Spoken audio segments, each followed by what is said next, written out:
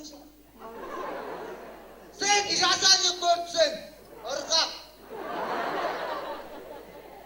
Bana izin. Ha? İyi kulağımda aldıydı duradır. Değil mi? Çok iyi. Lara sen de olamaz. Sen böyle yürüyeceğini istedin. Men tıkka künneyken men. Aygaplar. Aman lan. Boşuyor lan. Lara.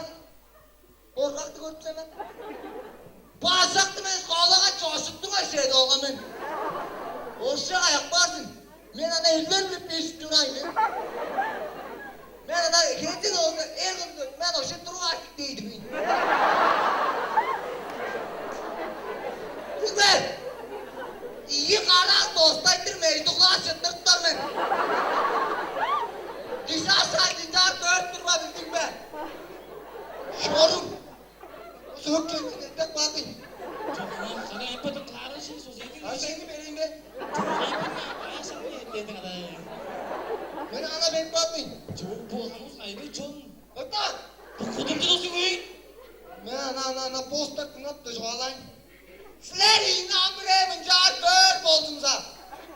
O şey ekmek bazında çiğ örtekle soka sattı mı? Çok sana gece bir kuşak bir. Çok saklı bir. Dinledik mi? Ne gecede şirek boldunuz. Sen işte sökünükten nikahını soğur ben. Şorum dedin mi? Ben ana ettik kaldım. Kadar acıpadı kuşak bir. Ettik kaldım. Horşok kadar horşok. Ana baleraga benzettim ben ağzı. Çıkı dışı Şorum! Evet. Ulan sen ettik kaldım. Şorum! Olacak.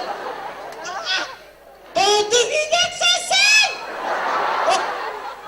İnek çalayım babam. O da sen Şirek! Var bir de semir alış diyeceğim arka sök diyeceğim aldırtır desin. Ana ala değilsin ana sosakma sevildi be Şirek! Kim?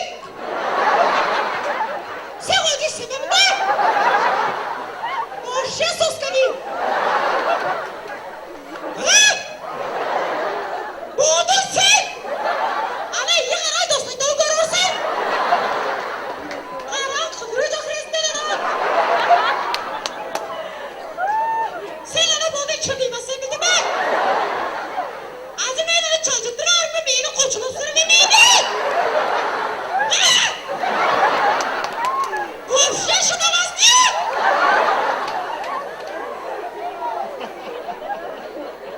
Bulduk Şirin! Kım evim uçudu! Sen buldun mu evim uçuyorsun? O niye bitti bu? Çağırttım dedin. Ha? Kodurcu da çağırttım resim ver gidin. Kadar cı. Clara git durma. Kaçın! Valera. Kaday kal. Kaçın! Kaday kal Valera. Bisiklet